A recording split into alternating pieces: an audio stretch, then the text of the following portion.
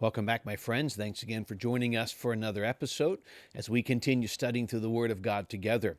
If you're following along with us, we are in the book of Daniel, Daniel chapter 10. As we get to the last section of the book of Daniel, we're going to be looking at chapter 11 to 12 and the final prophecies that God gave to Daniel. But in chapter 10, we're actually going to look at a bit of a glimpse into the supernatural realm, a bit of a glimpse into this conversation between Daniel and the angels that were sent and the battle. And we see a lot of the supernatural warfare taking place, I want to call behind the scenes, but they really are.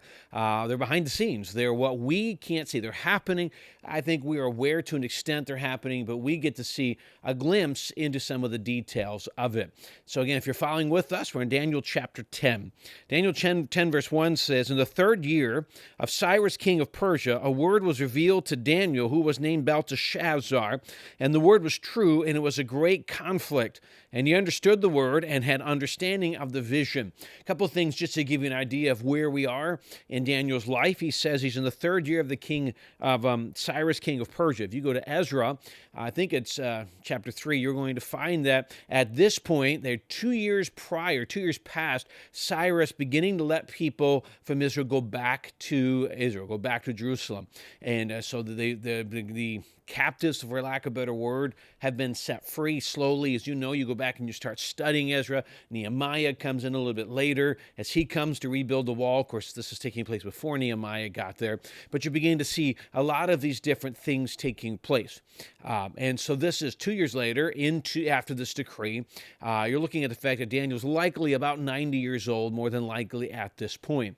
And so we see at this part of his life, he's given another vision. And this one, whatever was given to him was so great. It was just overwhelming to know what's going on, and had some questions, wanted more information. So what does he do? Verse 2. "In those days, I, Daniel, was mourning for 3 weeks. I ate no delicacies, nor meat or wine entered my mouth, nor did I anoint myself at all for the full 3 weeks.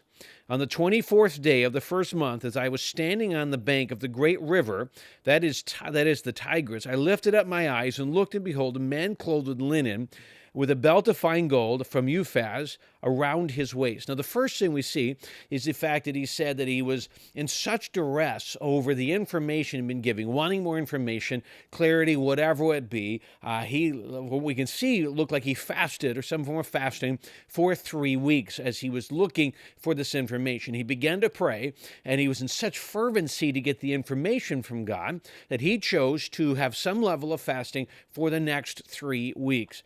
And I'm gonna encourage us in this one area. I've heard people say that it's kind of normal practice to fast at least once a week, things of that nature. From my perspective, I think what we look at is kind of what Jesus told his disciples when the disciples came. If you remember, they're coming out what we call the Mount of Transfiguration, and the disciples had tried to remove a demon from a child. They were unable to do it, and they had been doing that. They'd done it before. They had the ability to be able to remove demons. They've done it before, and so they're sitting in a bit of shock that they're unable to do it. Jesus comes down and just his words removes the demon. So they ask him, "How come we were not able to do this?" And Jesus simply answers, "This kind comes not by prayer and fasting." Now we understand through the book of Ephesians there are different level of demons in the spiritual realm. They're called principalities, powers, rulers of darkness of this world, spiritual wickedness in high places. So there's a bit of a hierarchy in the spiritual realm. And so what you see is when these disciples asked him, he goes, this kind of demon requires more. You have to spend some time in prayer and fasting. And so they're referencing the demon, but it's referencing to us that there's going to be certain scenarios in our life where fasting is necessary. Now, people come and say, aren't there different types of fasting? The original, yes, people say media fasting, things like that. Generally, when you see fasting, you hear of somebody who's chosen not to eat. Whether that means they don't eat anything except maybe a little bit of water or something for that period of time, where they choose to skip a specific meal every day. And so, again, one thing I would say is if you find yourself like a diabetic or something in a realm where you have some medical conditions, then you might have to be a little more creative than the standard where they just say, I don't eat at all for this period of time. Anyway, you've given up something. that is good, that is pleasurable, that is okay to have, that God has given to you. You've chosen to give it up for the purpose of extra prayer. It's not that anybody else sees it. It's not the new dieting point. Okay, this is simply the point of setting aside something good for the purpose of praying. And he did this for 3 weeks. Now, after he does this, he comes to a point where he's walking with people. It's been 24 days now. He's walking with some companions, and he finds himself at the Tigris River. And as he's standing there, he finds himself confronted by a man. It's not a normal man, as you can see, just by the way he is described. We're going to go to the end of let's go to verse 5. He says, I lifted up my eyes and looked, and behold, a man clothed in linen and a belt of fine gold from Uphaz around his waist. He immediately sees there's something unique about the way he's dressed in white clothes. He's got gold. There's something unique that grabs his attention. Verse 6, his body was like beryl, his face like the appearance of lightning, his eyes like flaming torches, his arms and legs like the gleam of burnished bronze, and the sound of his words like the sound of a multitude. So obviously he's describing this is not a normal man. His eyes looked like they were flamed as he spoke, like multitudes, like it's just a huge voice. So obviously when he starts listening to the man, this man is not an ordinary man, not a human, as he catches on to this. Verse 7, and I, Daniel, alone saw the vision. For the men who were with me did not see the vision, but a great trembling fell upon them, and they fled to hide themselves. Much like Paul on the road to Damascus, the other men could not see this angel, but they saw something going on to where they were so frightened they ran away. Daniel was the only one who could actually see what was happening. Verse 8, so I was left alone and saw this great vision, and no strength was left in me. My radiant appearance was fearfully changed, and I retained no strength. Then I heard the sound of his words. And as I heard the sound of his words, I fell on my face in deep sleep with my face to the ground. So he said he just became almost sick, weak. And then as the man began to speak, he just fell to the ground. He lost all physical strength, which I don't know if it's just the fact that he was in the presence of an angel or whatever. And obviously at this point, maybe he had not really eaten or limited his eating for 3 weeks. And so there's a physical weakness coming to that point. Verse 9, then I heard the sound of his words, and as I heard the sound of his words, I fell on my face in deep sleep with my face to the ground. And behold, a hand touched me and set me trembling on my hands and knees. And he said to me, O Daniel, man greatly loved, understand the words that I speak to you, and stand upright, for now I have been sent to you. So as he speaks, he falls down, he basically falls asleep. The man brings him back up, and he's on his hands and knees.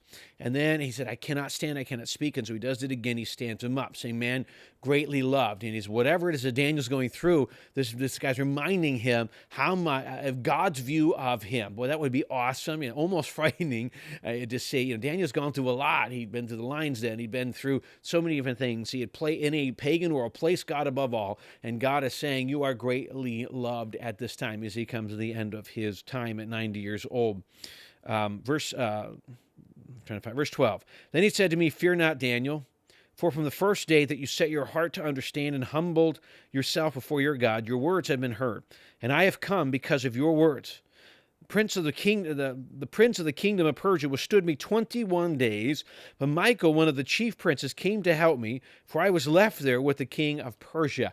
Now, what you need to catch here is this is where you get the spiritual warfare taking place. So he says, from the day you first started asking God for the answer to this request, God heard.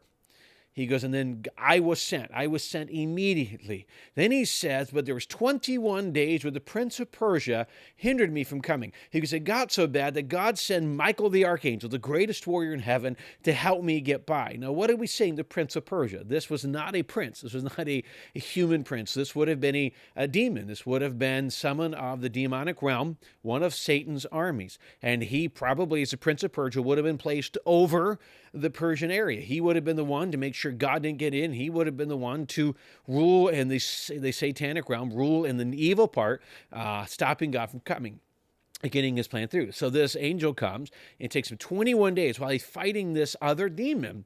And Michael, the archangel, comes down and ends up winning the battle. He comes down. He said, so the couple things you get is you get the picture of the spiritual warfare that's taking place around us that we can't see. You also get to see that he said, from the moment you asked, God had an answer. Sometimes 24 days, weeks, months, we look at these things and we say, why is God not listening? And we get a little glimpse that God is listening. Sometimes God chooses to say, I'm not going to answer it away. Sometimes these things happen. And so you get a little bit of a glimpse of what took place and just understanding of what's happening around us that we can't see. We get this idea that it's just us. We can only see the natural. Can I encourage you? Everything we see in the world today is a supernatural battle. It's all theological in nature. God is working. Satan's trying to win. No, don't get me wrong. I don't see this as a battle between Satan and Jesus, because Jesus has already won. He won on the cross. Satan's been defeated, but that doesn't mean Satan's not fighting, and he's constantly fighting even to this day. Let's go down to verse 14. And came to make you happen, he goes, and came to make you understand what is to happen to your people in the latter day, for the vision and for the days is yet to come. So he finishes saying, the purpose I come is to give you this vision. Verse 15. When he had spoken the words when he had spoken to me according to these words, I turned my face toward the ground and was mute. And behold, one in the likeness of the children of man touched my lips. Then he opened my mouth and spoke, and I said to him who stood before me, O my Lord, by reason of the vision, pains have come upon me, and I retain no strength. How can my Lord's servant talk with my Lord? For now no strength remains in me, and no breath is left in me. Again, one having the appearance of a man touched me and strengthened me. And he said, O man greatly loved, fear not. Peace be with you. Be strong and of a good courage. And as he spoke to me, I was strengthened and said, Let my Lord speak, for you have strengthened me. Then he said, Do you know why I have come to you? But now I will return to fight against the prince of Persia. And when I go out, behold, the prince of Greece will come. But I will tell you what is inscribed in the book of truth. There is none who contends by my side except Michael, your prince. And he goes, I'm going to go.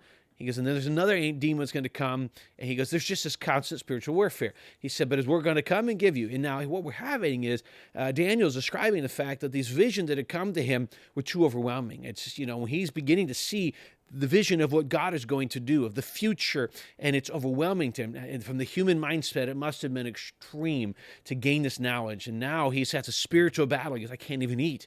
You ever been so overwhelmed and so, consumed with with something so heavy that you couldn't even eat? That's similar to where he finds himself, and he chose not to do this. And in this time, so God sends an angel. He says, I'm about to give you all the more information. Be strengthened. So Daniel at the end finally found strength in this angel, in God, and he was able then to stand up and say, okay, let's go ahead. We can have this information. The angel says it is forthcoming. Can I challenge us? We're not going to see the other side until we get to heaven. I don't think it's something we should worship the angels. That's not something we should look at. It's just the reality that at one point Satan took a portion of the angels from heaven, and now there's a constant fight between the demons, Satan's angels, and God's angels. There's a constant fight. We know that when it came to Jesus, when he walked the earth, there are multiple times when demon-possessed people would come to Jesus and they would beg him not to harm him. And so there's this huge amount of power difference between the demons, who took 21 days to fight, and Jesus, who could conquer them with his words. So here's the thing to remember. The Bible always tells us, greater is he who lives in us than he who lives in the world. Don't ever forget that. It's real. We need to respect, but we should never be fearful of it, unless we are choosing to walk away from God and kind of live on our own. Then Satan's got a lot of influence in our life. If we are staying close and walking with God, then we have a power that overcomes that which Satan thinks he has over us. So I hope you're encouraged and challenged by this. Do not, as much as we look at the supernatural one, we know it's there, our eyes should be on Jesus, and we should recognize the fact that he is using them for his glory and our good. And may that be something that encourages us.